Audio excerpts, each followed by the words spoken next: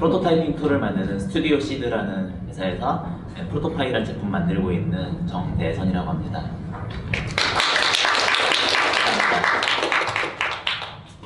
일단 이런 질문부터 좀 드릴 수 있을 것 같아요. 진짜 UX가 중요한 거 맞냐라는. 근데 어떻게 보면 그렇기도 하고 어떻게 보면 그렇지 않기도 하다라고 얘기할 수 있을 것 같아요. 예를 들어서 많은 그 스타트업이나 꼭 스타트업이 아니라고 하더라도 화상회용으로 많이 사용하고 있는 줌 같은 경우 올해 4월 16빌리언에 IPO를 했거든요. 이 소식 듣고 되게 기분이 참 묘했어요. 왜냐면은 매일 쓰거든요 저희. 근데 매일 욕해요. 불편해서. 매번 이 UI가 어떻게 배치되어 있는 건지 전혀 감이 안 와요. 그런데도 불구하고 이렇게 성공적인 제품이 되고 IPO를 어마어마한 금액에 했다는 사실 자체가 뭐랄까 UX란 과연 무엇인가라는 그런 생각이 다시 하게 만드는 거죠. 또 다른 사례를 들어볼 수도 있어요. 여러분 이 중에 하나 정도는 쓰고 계실 수도 있을 것 같은데요. 이 중에 어느 것도 아직 시장을 완전히 도미네이트한 그런 앱은 없죠. 또 다른 경우를 생각해 보자면은 뭐 드랍박스 페이퍼, 원노트, 저 원노트 굉장히 한동안 오래 잘 썼는데요. 에버노트 이런 것들이 있었지만은 이미 이렇게 플레이어가 있는 시장에서 노션이 나타나가지고 지금 시장을 싹 뺏어가고 있어요. 이런 것들 보면은 또 어떻게 보면은 UX는 굉장히 중요한 것 같기도 해요. 그래서 이런 것들 생각해 볼 때 사실은 UX가 뭐 중요하다, 중요하지 않다라고 얘기하는 거는 너무 뭐랄까 UX라는 용어 자체를 너무 좁게 해석하기 때문이라고 생각을 하거든요. 근데 사실은 그거보다 UX는 더 넓은 얘기고 그 얘기들에 대해서 오늘 좀 해보려고 합니다. 그래서 제품을 만드는 동안에 이제 저희가 겪었던, 그러니까 우리 제품이 무엇인가를 이제 이해하고 깨달아 나가는, 그러니까 이제 이 얘기는 우리 제품에 대한 얘기겠죠. 그런 고민한 얘기들을 들으시고 각자 자신의 영역에서 조금 도움이 될 수 있으면 좋을 것 같습니다. 먼저 이 발표를 하기 전에 그럼 프로토파이가 뭐야 라는 걸 좀 보여드려야 이 이후에 나올 얘기들을 좀 쉽게 이해하실 수 있을 것 같아서 잠깐 데모를 보여드릴게요. 보통 디자이너들이 이제 열심히 스케치 같은 걸 사용을 해가지고 앱을 디자인을 하겠죠. 그리고 나서 이제 이거를 인터랙션 가이드 같은 거 열심히 써가지고 전달한단 말이죠. 근데 프로토파이에서는 얘를 임포트 하고요. 그리고 여기다가 이제 지금 이 상태에서는 그냥 딱 보이기만 할 뿐 아무런 동작은 없거든요. 여기서 이제 이 카드, 리스트, 그래프 얘네들 한꺼번에 묶어서 이제 스크롤을 되게 하고 싶다라고 하면은 여기다가 컨테이너 하나 추가하고 스크롤 컨테이너 하나 추가하고 얘를 적당한 위치에 배치를 한 다음에 진행해 볼게요. 떨려서 손이 삑사리 나지 않을까 되게 겁나요. 이렇게 하고 나서 스크롤 하면은 인터랙션이 벌써 매겨진 거죠. 감사합니다. 이 장면 너무 좋아요. 이런 제품을 만들 때 사실은 이제 큰 회사하고 굉장히 다른 부분이 스타트업에서는 이제 많은 부분을 참아야 된다는 부분을 얘기할 수 있을 것 같아요. 아까 줌 같은 경우도 보면은 욕하면서도 왜 매일 쓸 수밖에 없었을까 라던가 여러분 지라도 사용하시죠? 지라 인터페이스 좋다고 생각해 보신 적 있나요? 근데도 매일 쓰시죠. 그런 것들, 그리고 그런 것들을 보면은 왜 우리는 이 제품을 쓰고 있을까라고 했을 때 이 제품이 기존에 해결하지 못했던 어떤 필요를 충족시켜줬기 때문이라고 그렇게 얘기할 수 있을 것 같아요. 되게 단순한 얘기인데 UX, 그러니까 유저 익스피리언스의 가장 끝에는 뭐가 있냐면은 예전에 못하던 거를 이제는 할 수 있게 됐어라는 게 있다는 거죠. 뭔가 뭐 더 예쁘고 뭔가 심리스하고 이런 것들은 사실 그것보다 더 발단해 있는 얘기예요. 좀 더 근본적으로 내려가자면 UX를 한다는 거는 사용자를 그리고 사용자의 니즈를 발굴하는 행위라고 할 수 있을 것 같습니다. 최초의 프로토파이는 이런 모양으로 생겼었어요. 이게 한 2015년에서 2016년대인데 제가 입사하기도 전이에요. 이걸 만들어서 이제 이때는 이름도 달랐어요. 스냅이라고. 지금하고 구성이 비슷한 부분도 있고 다른 부분도 꽤 많았는데 스냅에서 이제 추구했던 것 중에는 이제 멀티핑거 제스처라든지 뭐 센서 지원 이런 것들은 여전히 지금도 이제 핵심 경쟁력 중에 하나가 됐지만은 저작 흐름 자체는 이때 되게 그다지 좋은 평가를 받지 못했었어요. 그리고 이때는 이제 웹 서비스였는데 이게 웹 서비스이다 보니까 그때 이제 디자이너들로부터 이제 받는 어떤 피드백 같은 경우도 내가 뭔가 제품을 쓰고 있다는 느낌이 들지 않는다 뭐 이런 것들도 좀 있었죠. 그리고 그때 당시에 저희는 그 중국 시장을 굉장히 중요하게 생각을 했었는데 중국 시장에서는 네트워크가 굉장히 취약했어요. 굉장히 말도 안 되는 이유로 막혀 있거나 뭐 트래픽이 되는 것도 아니고 안 되는 것도 아니고 뭐 이런 지금도 상당히 중국 유저들한테 그런 종류의 문의가 많이 들어오는 편인데 그때 당시에 훨씬 더 심했고요. 이런 이유들 때문에 우리는 데스크탑 어플리케이션을 다시 만들어야 된다라는 그런 이제 그 결론을 얻었고 데스크탑 어플리케이션을 만들려고 생각을 해보니까 이제 그러면은 아키텍처까지 다 뜯어 고쳐야 되니까 이왕 이렇게 된 거 저작 흐름 자체까지 다시 바꿔보자 라는 쪽으로 이제 작업을 진행하게 됐죠.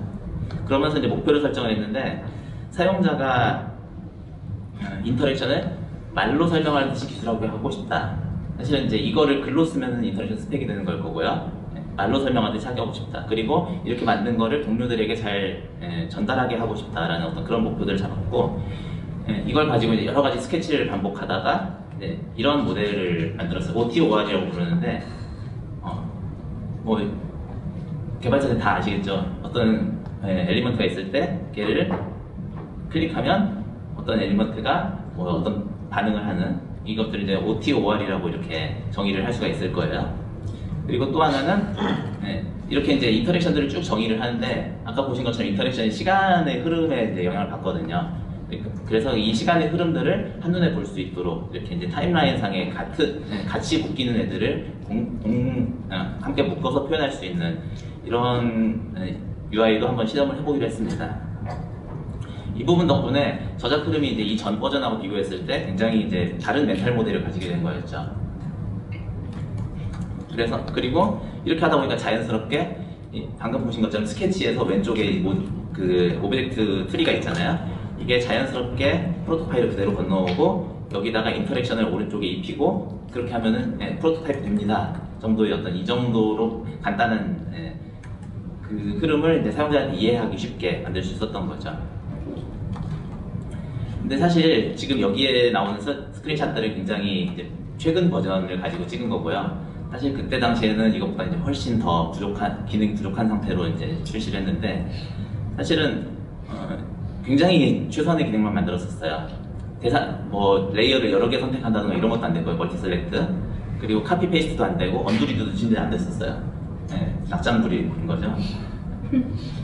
물론 이런 것들을 아키텍처 상에서 고려를 하지 않았느냐 그렇지는 않아요. 아키텍처 상에서는 이 정도면은 그걸 대응할 수 있을 것 같다는 어떤 그 테스트용 코드를 한번 짜보고 이 정도면 되는 것 같아라고 하면 이제 실제로 짜지는 않고 그 미래를 위해서 남겨두고 넘어가고 이런 식으로 했거든요.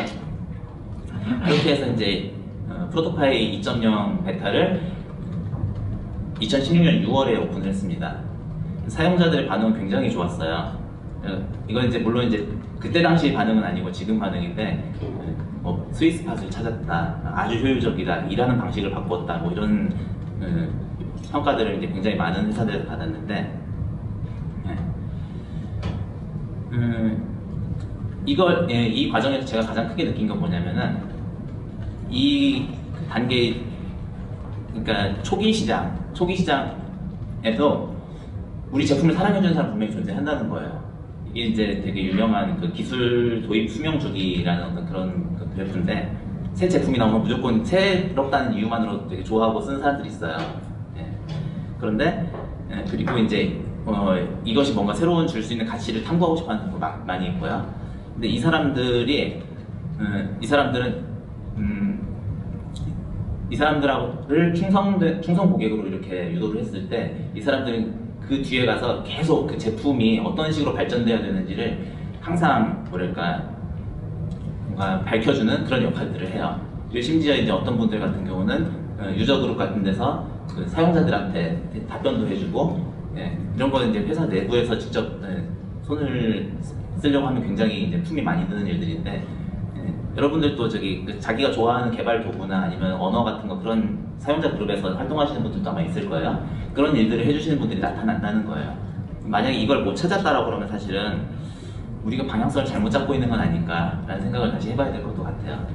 그래서 여기서 말씀드리고 싶은 거는, 우리 고객이 우리 걸 되게 좋아하는 고객을 만나는 데까지가 가장 중요했다. 그 부분을 말씀드리고 싶습니다. 그 다음으로는 미뤄야 한다라는 부분을 말씀드리고 싶은데, 왜냐하면 스타트업에는 할 일은 이만큼 쌓여있고 사람은 얼마 없거든요.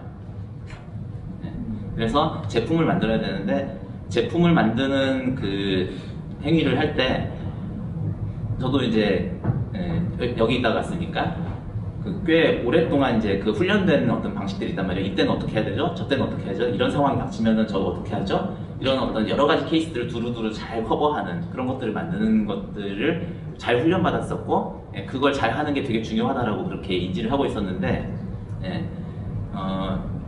그렇게 할 수가 없어요. 그렇게 하면 죽을 것 같아요. 스타트업에서 행동 방식은 굉장히 달라야 되고요. 미니멈이라고 생각하는 것이 내가 생각하는 것보다 훨씬 더 미니멈 할 수 있다는 거를 동료들하고 일을 하면서 굉장히 많이 배웠습니다. 진짜로 이제 처음에는 킥보드 하나만 가지고 시작을 할 수가 있는 거죠. 그렇게 해서 가설이 검증되면 거기에 계속 제품에 살을 붙여나가는 그런 식으로 만들어갈 수 있습니다. 아까 보여드린 그 프로토파이의 초기 버전인데, 여기 이제 오른쪽에 보면 이제 어셋들이 있어요. 근데 이 어셋들을 넣고 뭐 추가하고 이런 일들이 번거롭고 그랬기 때문에 어셋 관리 기능을 만들자라는 그런 논의가 당시에 있었거든요. 하지만 하지는 않았어요. 그 초기 버전을 만들 때. 그러고 난 다음에 출시를 하면서 스케치 임포트를 대신에 탑재를 했거든요. 고객들 요구사항이 굉장히 많았었고요. 그러고 나서 배우게 된 건 뭐였냐면은, 고객들은 어셋을 잘 관리하고 싶은 게 아니라 어셋을 관리하고 싶어 하지 않는다라는 거, 그리고 실제로 어셋을 관리하더라도 프로토파이에서 그걸 관리하고 싶지는 않다라는 거를 배웠던 거죠. 그러니까 열심히 잘 만들었으면 잘 만들어질수록 쓸모없는 일을 했을 가능성이 굉장히 높은 거죠.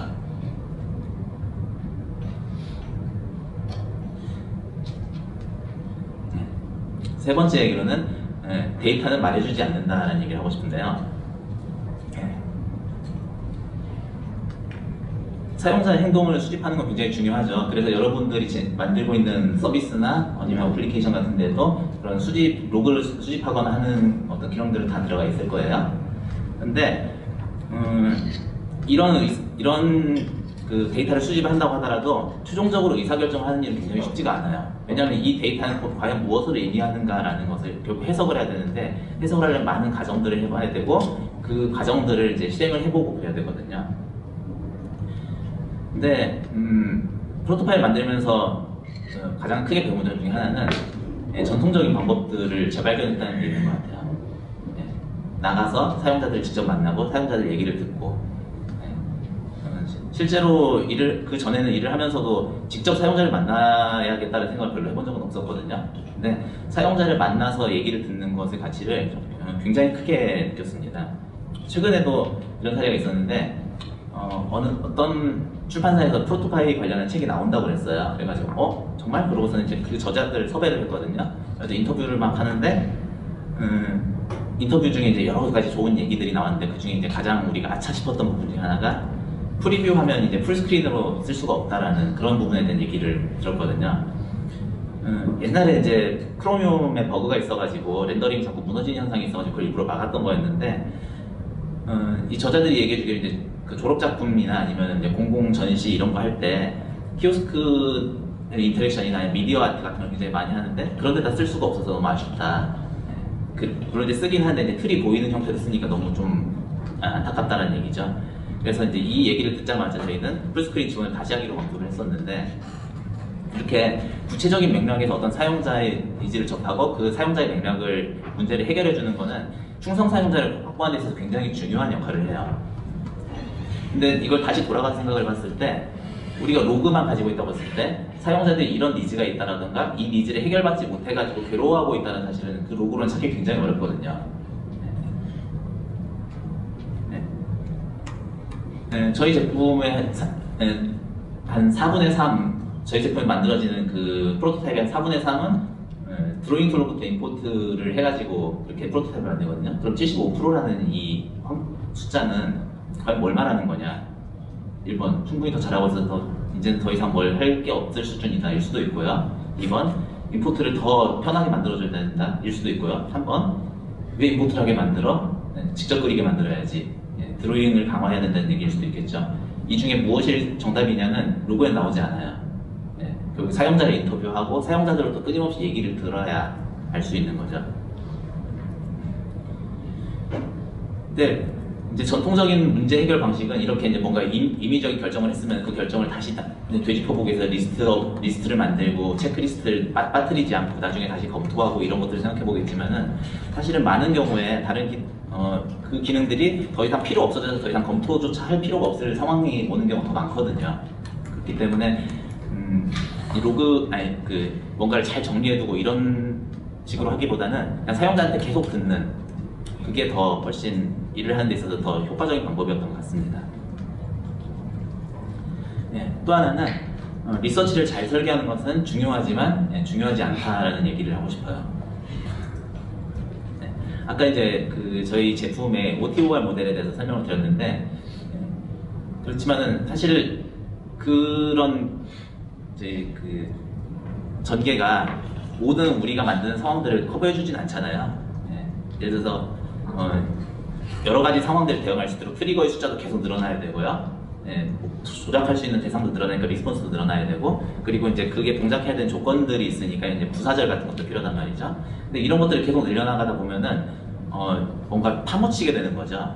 그래서 이제 초기 기본적인 기능을 쓰는 사용자와 더 이제 풍부한 기능을 쓰고 싶은 사용자들을 어떻게 이제 잘 경계를 지어서 더 풍부한 기능을 제공할 수 있을까라고 했을 때 우리가 이미 잘 알고 있는 여러 가지 어플리케이션들의 해법들이 있죠. 보통 이제 거기다가 간단한 표현식이나 언어 같은 걸 탑재를 하죠. 저희도 그런 식으로 접근을 했습니다. 그리고 나서 그랬는데 이걸 넣고 나서 계속 불안한 거죠. 우리 사용자들이 이거를 너무 복잡하거나 어렵게 받아들이지 않을까, UI적으로는 뭐랄까 너무 거슬리지 않을까, 이런 부분들을 굉장히 고민을 했었는데요. 그래서 이제 리서치를 해보기로 했어요. A 레이어를 끌어다가 옮기면은 터치업 순간에 B 레이어가 따라와서 옆에 붙는 이런 인터랙션을 만들어 보세요 라는 건데 잠깐 보여드릴게요. 보고요. 이렇게 쭉 갖다 끌면 이렇게 오는 거예요. 이게 별로 어려운 내용, 특히 개발로 하면 정말 어려운 내용이 아니지만은 저희 모델 안에서는 그때 당시로는 수용하기가 쉽지 않았던 그런 모델이었고, 이런 식으로 이제 여러 가지 조건들이나 아니면 변하는 값들을 참조해야 되는 그런 문제를 이때 당시까지만 해도 해결할 수가 없었습니다. 그래서 이 과제를 내주고 이제 인터뷰를 했는데 인터뷰가 생각보다 그렇게 수월하게 진행되지 않았었어요. 왜냐면은 사용자들은 뭔가 새 기능이 들어갔다고 생각을 하는 거죠, 인터뷰를 하는 동안에. 그래가지고 새 기능이 뭐 있나 하고는 트리거를 하나씩 다 읽어보는 거예요. 그러면서 어디 갔지 하고는 되게 헤매시더라고요. 그래서 몇 번 이렇게 인터뷰를 해보다가 2번 정도 지나고 나서 인터뷰 접근법을 좀 바꿔보기로 했어요. 그래서 이제 우리는 질문을 다시 바꿨는데 사용자는 어떻게 학습하는가라는 질문으로 다시 돌아갔어요. 내가 뭔가를 되게 어썸한 걸 봤는데 이 어썸한 거를 이렇게 만들면 저거 만들 수 있겠어라는 그런 생각이 머릿속에 굉장히 딱 떠오르지 않을 때 그럼 사용자는 뭘 할까? 보통 어떻게 하시죠? 누가 만든 거 있으면 까보겠죠. 클릭해가지고. 그래서 사용자들이 이런 식으로 학습을 이제 실제로 인터뷰를 해봤을 때도 그런 식으로 한다라는 그런 얘기가 있었고요. 그래서 인터뷰를 실제로 그 샘플을 제공을 해줬어요. 저 샘플을 제공해주고 저거랑 유사한 다른 과제를 내봤어요. 그랬을 때 저걸 읽고 이해하고 다른 제품을 만들 수 있으면은 저걸 충분히 만들 수 있다고 볼 수 있는 거 아니냐라는 그런 가설을 세웠고요. 그렇게 접근해봤을 때 대부분의 사용자들이 그거를 능숙하게 해냈고요. 그리고 사용자들이 느꼈을 때 이 정도면 충분히 괜찮다라는 그런 피드백을 얻었습니다. 우리가 고민했던 부분은 그 포뮬러 입력 화면으로 진입하는 거라든가 이럴 때 굉장히 복잡하다고 느끼지 않을까 이런 걱정을 했었는데 사용자들은 그 부분에 대해서 생각보다 굉장히 반대했어요. 자기가 모르는 건 대체로 별 관심이 없고요. 알았다고 하더라도 나중에 필요할 일이 있으면 배워 쓰지 뭐 이 정도의 그 관대함, 우리가 막 떨었던 것보다는 훨씬 더 그런 관대한 태도를 보여주셨고요. 여기서 배웠던 것 중에 하나가 뭐냐면은 사용자들은 주변이 얼마나 복잡한지보다 내가 지금 뭘 해야 되는지를 알 수 없으면 그때 혼란스러워하는 거고, 내가 뭘 해야 되는지를 안다면은 주변이 좀 복잡한 거는 별 문제가 안 된다 라는 그런 사실을 여기서 배웠습니다. 이렇게 리서치를 진행하면서 또 배운 것 중에 하나는 리서치는 올바른 답을 찾아가는 게 아니고요. 그러니까 뭐 원래 리서치 그 방법에서는 뭐 리서치 스크립트를 작성을 하고 뭐 몇 명을 수집하고 몇 명 이상은 해야 되고 뭐 이런 기본적인 규칙들이 있잖아요. 물론 중요해요. 굉장히 중요합니다. 거기서 배우는 어떤 포인트들이 굉장히 중요한데 리서치를 너무 그렇게 열심히 준비하지 않아도 리서치를 진행해가면서 뭔가 학습이 생기고 그 학습을 가지고 리서치 자체도 다시 개선을 할 수가 있어요. 그리고 리서치를 종료하는 시점은 언제냐고 하면 통계적으로 의미 있는 숫자가 얻어졌을 때라고도 할 수 있지만은 그것보다는 만들어야 되는 사람들이 자기 마음속에 아 이렇게 만들면 사람들이 쓰겠네 라는 그런 내면의 확신이 얻어졌을 때라고 할 수 있을 것 같아요. 그리고 이건 이제 저희 제품을 만들면서 배운 어떤 굉장히 특징적인 부분인데 간결하게 만드는 게 굉장히 중요하거든요. 중요하지만 항상 그렇진 않다. 왜 간결하게 만들어야 될까라고 생각을 해보면은 되게 간결하게 서비스 잘 만든 회사 딱 하나 떠올려 보라면 생각나는 부분 어디 있을까요? 앱 중에 저는 네 의도한 게 나왔어요. 감사합니다. 굉장히 이미지 구축을 잘한 거죠. 많이 떠올렸을 거예요. 아마 말씀만 안 하셨지. 이렇게 이런 걸 바로 떠올릴 수 있는 이유는 돈 보내려면 토스 이 고리가 일단 형성이 되고 그걸 가지고 사용자의 마음속에 자리 잡아야 그걸 바탕으로 해서 뭔가 확장을 할 수 있기 때문에 라고 얘기를 할 수 있을 것 같아요. 사용자는 UI를 외우진 않거든요. 사용자는 매 순간 UI를 탐험해요. 거의 대부분의 경우. 물론 이제 약간 무의식 같은 반자동의 행동을 하긴 하죠. 일일이 다 읽지는 않으니까. 그래서 이 사용자들이 엉뚱한 데로 빠져나가지 않고 원래 하려고 했던 행동을 잘 할 수 있게 하도록 하기 위해서 심플하게 만드는 것을 굉장히 중요하게 봐야 되는데 저작 툴은 좀 달라요. 저작 툴의 성격은 좀 달라서 필요한 도구가 익숙한 위치에 바로 있어야 되고요. 다양한 결과물들을 낼 수 있어야 되니까 도구의 종류가 많은 게 굉장히 중요해요. 아무리 이제 망치가 많아도 드라이버로 해야 될 일을 망치로 대신할 수는 없거든요. 그리고 각 도구 및 배치 시간을 도구를 어디다 배치하고 이런 것들을 어디 배치되어 있고 이런 걸 시간을 들여서 익히고 필요에 따라서는 자기한테 맞게 커스터마이징을 하기도 해요. 여러분들도 개발 툴을 그렇게 아마 쓰실 거예요. 그렇다고 해서 그래서 우리가 뭘 배웠냐면은 이 개발 툴이라는 툴이라는 거는 일반 어플리케이션과 좀 다르게 이 워크벤치, 작업대 같은 이런 멘탈 모델을 가져야 되는 거구나 라는 걸 배웠어요. 그래서 그렇다고 해가지고 이거를 무조건 그냥 잘 늘어놓고 그냥 보게만 할 수는 없는 거고 다 늘어놓고 네가 여기서 꺼냈어라고 할 수는 없는 거고 어떤 건 맥락상 숨겨야 되고 이렇게 되겠죠. 그리고 일단 UI가 깔끔하게 정리가 돼 있어야 초보자들이 접했을 때 두려움을 덜 갖게 될 건 확실해요. 하지만 초보자들은 어느새 성장해서 중급자가 되고 툴이라는 것 자체는 사용자가 처음부터 학습할 의지를 좀 가지고 들어오는 부분이 있거든요. 일반 어플리케이션은 좀 복잡하면 그냥 안 써버리지만은 그래서 이런 특성들이 앱보다 굉장히 강하게 발현되기 때문에 그렇게 고민하지 않아도 된다라는 거를 경험적으로 깨달았는데 나중에 책을 보다가 이미 앨런 쿠퍼께서 말씀하셨더라고요. 이런 것들은 독재적 포스처라고 한다. 중급자를 주 사용자로 선정하면 되고 화면 공간을 많이 쓰는 거에 대해서 너무 겁먹지 마라 라고 이렇게 말씀해 주시더라고요. 이걸 보고 이걸 좀 빨리 읽었으면 좋았을 텐데 싶긴 하지만은 뭐 어쩔 수 없죠. 그렇지만은 그렇다고 해가지고 항상 뭔가를 바꿔도 되거나 뭐 모든 걸 다 바꿔도 되고 그렇다고 말할 수는 없을 것 같아요. 그때그때 탐험적으로 사용하는 기능이나 뭐 UI 배치 이런 것들은 뭐 바꿔주거나 위에 있던 걸 옆으로 옮기거나 하는 일들은 그렇게 어려운 일들이 아닌데, 사용자가 이제 머릿속으로 배우는 것들이 있거든요. 학습하는 것들. 예를 들어서 어떤 트리거가 있어, 이 트리거에 어떤 속성이 있어가지고 뭘 할 수 있어야 돼, 이런 것들에 대한 거는 되게 열심히 학습해놨는데 얘를 그냥 없애버리거나 다른 걸 바꿔버리면은 사용자들한테 굉장히 좀 큰 챌린지가 되거든요. 오히려 이런 때는 굉장히 강한 저항을 받을 수도 있어요. 그래서 그런 것들에 대해서는 오히려 좀 신중하게 생각하고 항상 미래 프로퍼티를 확장하거나 할 수 있느냐라는 어떤 그런 질문들을 미리 해보고 진행하는 쪽으로 일을 하고 있습니다. 정리를 해보자면은 초기 열성 사용자를 찾는 게 중요하기 때문에 여기서는 거칠어도 괜찮다. 열성사를 못 찾으면은 그동안의 들이 노력은 다 필요 없게 되니까. 그리고 사용자를 직접 만나서 얘기를 듣는 게 정말 중요하다. 그리고 리서치는 올바른 질문을 찾을 때까지 계속 바꿔야 된다. 그리고 단순함은 그냥 보기 이쁘게가 아니라 사용자가 무엇을 해야 되는지 분명히 드러나게 하는 것을 목표로 한다. 이 정도를 말씀을 드릴 수 있을 것 같습니다. 사용자들이 필요한 기능은 바로 추가하시나요? 라고 했을 때 그렇기도 하고 아니기도 해요. 저희는 인터넷에 피처 리퀘스트를 받는 그런 기능만 제공해주는 서비스도 있거든요.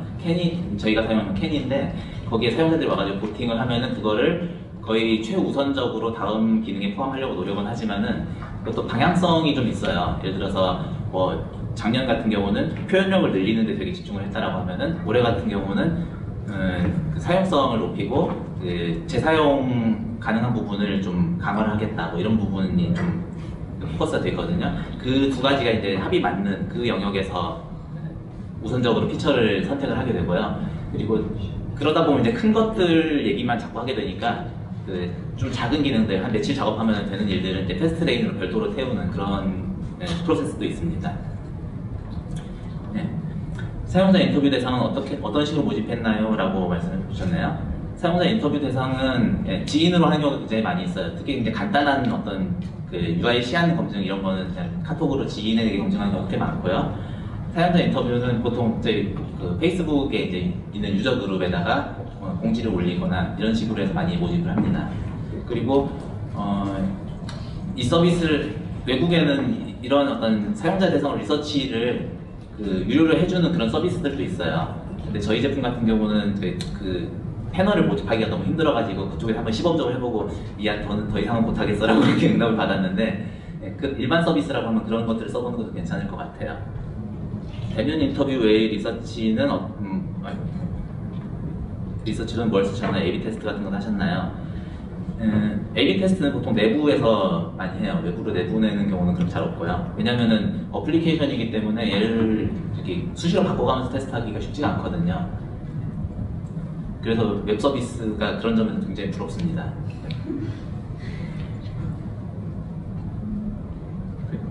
보통 이제 리서치 할 때 대면 인터뷰를 안 하면은 보통 이제 패널 디스커션 뭐 이런 것들도 할 때도 있고, 그리고 항상 그 얘기를 듣는 몇 명의 고정 멤버들이 있어요. 얼리 어세스 유저들이 있는데 그 사람들한테 의견을 듣기도 하고 여러 가지 방법을 사용을 합니다. 프로토파이에서 노션으로 협업하시나요? 네, 노션으로 합니다. 네. 지금 이 발표 자리도 노션으로 소환을 준비를 했었고요. 저는 굉장히 만족하고 있어요. 네. 그러니까 왜 이렇게 시장이 노션으로 다 갈아타는지 알 것 같다는 그런 느낌인데, 최근 바로 엊그제 하반기 목표 설정을 하고 그 목표가 얼마나 달성되어 있는지를 보여준 대시보드를 만들 필요가 있었거든요. 그 대시보드를 만드는데 그냥 노션에서 툭닥툭닥 해가지고 RDB 쓰듯이 그렇게 해서 그 대시보드를 만들었어요. 만들면서 이렇게 거기 있는 문서도 읽어보고 이렇게 했는데 굉장히 굉장히 쉽게 되더라고요. 그래서 감탄하면서 잘 쓰고 있습니다.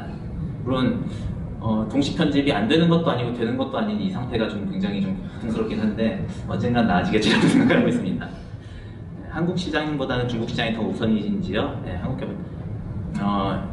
중국 시장이 우선이었던 건 그때 얘기였고요. 지금은 미국 시장이 최우선입니다. 한국 시장은 굉장히 중요해요. 왜냐하면 한국 사용자들한테 피드백을 받는 게 제일 편하거든요. 시간적으로도 그렇고, 거리적으로도 그렇고, 그리고 아무리 그래도 언어의 문제가 굉장히 중요하고요.